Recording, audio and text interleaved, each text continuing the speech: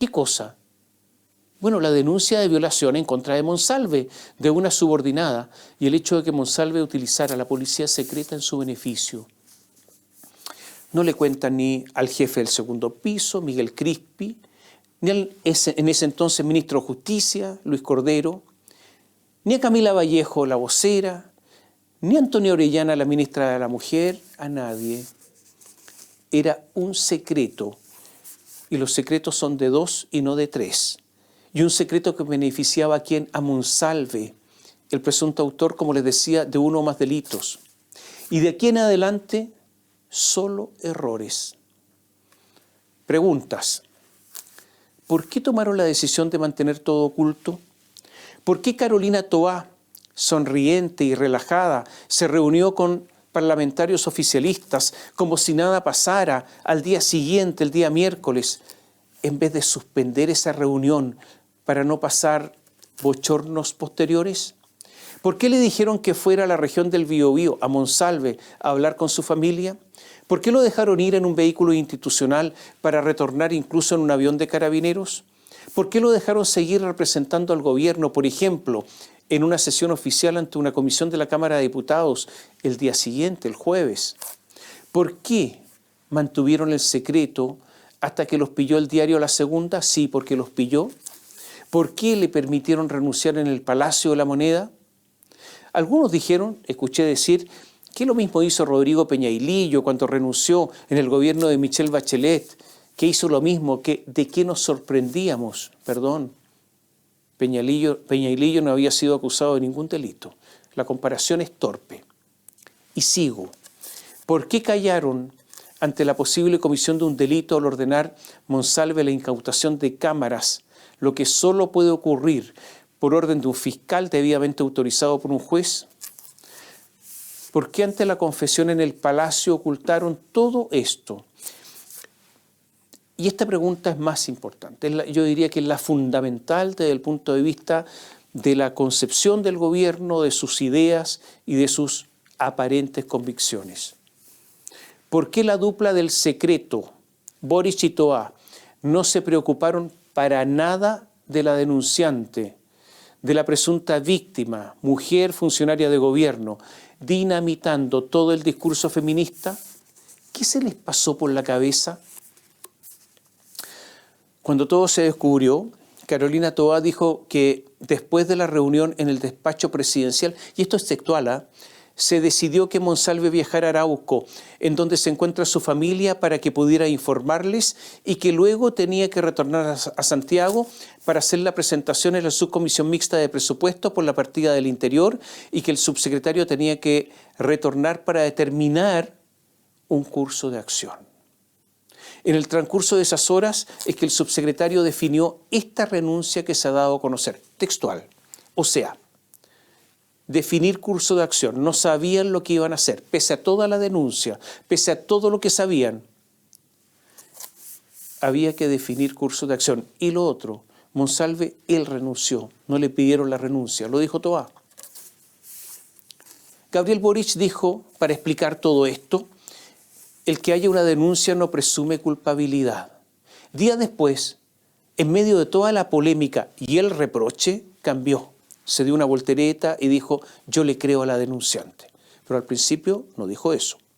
Luis Cordero, la cabeza jurídica pensante de La Moneda, dijo que el viaje de Monsalve al Biobío en medios públicos, en medio de transportes públicos, vehículos, avión, era legal, que había cumplido los protocolos y que la orden e incautación por parte de la policía secreta de los videos también era legal. En un examen de grado en serio, porque hay de los otros y el ministro los conoce, habría sido reprobado.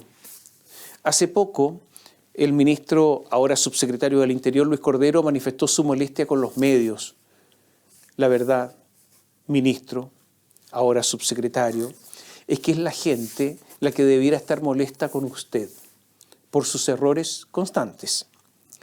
La primera jefa de inteligencia de la PDI, primera mujer que jefa de inteligencia, Cristina Vilches, por lo que hizo la despidieron. Adiós carrera. Entonces, estos hechos desmienten a Luis Cordero. Después vino la conferencia de prensa de Gabriel Boric, esa intervención de más de 50 minutos, confusa, contradictoria, torpe, sudada. El presidente quiso aclarar las cosas, pero obtuvo exactamente lo contrario, porque todas esas preguntas que formulamos hace unos instantes no las contestó. Fue una triste performance, algo que demuestra el calibre que hoy tiene la presidencia. La ministra Antonia Orellana decidió dar un punto de prensa. Andaba en Ginebra, cuando aterrizó en Santiago ese día jueves, punto de prensa, intentó reaccionar. Y todo esto fue lamentable, porque habló de las políticas generales del ministerio, del gobierno, sobre protección de las mujeres. Leyó una especie de cartilla general, algo así como la web del ministerio. Es como cuando a un alumno le preguntan por los romanos y termina hablando de los fenicios. El miércoles, Antonia Orellana, ahora recién, salía de La Moneda sin emitir ninguna declaración pese a las preguntas que se le hacían. O sea, de ser una voz cantante en el gobierno, ahora ni siquiera hablaba ni musitaba algo. Estaba molesta, aunque en verdad más bien parecía taimada, huraña. El día martes, Carolina Toá compareció a una sesión especial de la Cámara de Diputados sobre este caso, el caso Monsalve, y fue una sesión tensa, de voces airadas, de peticiones de renuncia, de defensas in extremis. Toá elevaba la voz con tonos agudos, reitero, nerviosa, enojada, sin aplomo. Acusó de que había simples versiones de prensa, que en esto había inventos. Bueno, una de las versiones de prensa que ella llama debe lo que ella y Boric mantenían en secreto los posibles delitos de Monsalve. No son versiones de prensa, son realidades. La verdad es que posiblemente no haya que juzgar tan estrictamente la conducta de Toá, porque a estas alturas hay un cierto nivel de descontrol.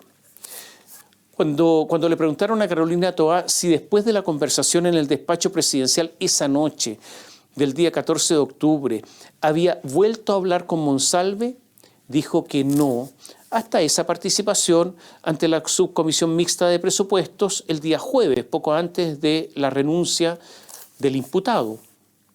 Pero ahora, hace pocas horas, ocurrió otra cosa mala. CIPER informó que Carolina Toá llamó a Manuel Monsalve para avisarle del allanamiento de la Policía de Investigaciones en su habitación del hotel donde vive. Puede ser desmemoria o mentira la causa de esta omisión. Ahora, Toá dio una explicación extraña, como técnica. Dijo que no conversó con él, sino que le dio una instrucción y que eso no es conversación, y lo que le habían preguntado a ella si había conversado. Usted comprenderá que cuando caemos en esa explicación estamos mal. Viene lo que puede significar la caída definitiva de Carolina Toá, porque confiesa que avisó a Manuel Monsalve del allanamiento. Según Toá, le ordenó ponerse a disposición de la PDI, pero según otra versión, le avisó del allanamiento. Y esta es una situación delicada, muy delicada, porque, mire, en materia penal, de investigación penal, hay muchas cosas que son el ABC. Se le explico.